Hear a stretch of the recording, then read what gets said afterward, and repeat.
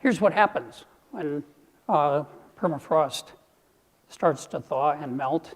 There's many communities in Alaska that are, and in Siberia and other parts of the world where this is happening. Houses literally start to teeter and fall apart because their foundations are no longer stable, and other activities, including infrastructure and pipelines and roads, break up. You no longer can put them in these areas, even if you otherwise were willing to settle there.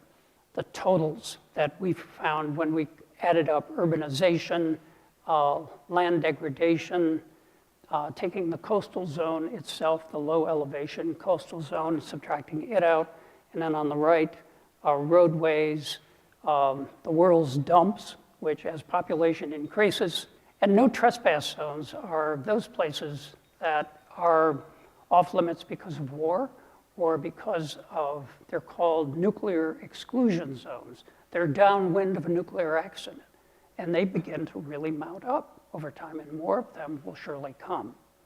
Okay, so you get the point. There's a lot of land that just isn't out there waiting for us to arrive.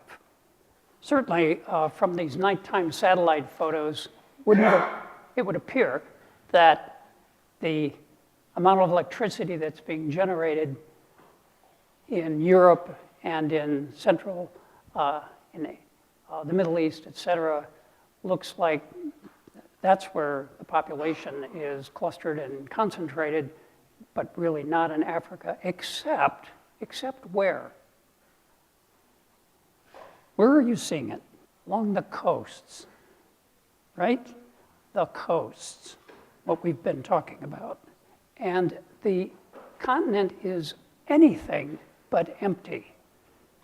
Would you believe that the UN and other very authentic sources of population estimation are telling us that by the end of this century, we could have 4 billion people and perhaps more in all of Africa?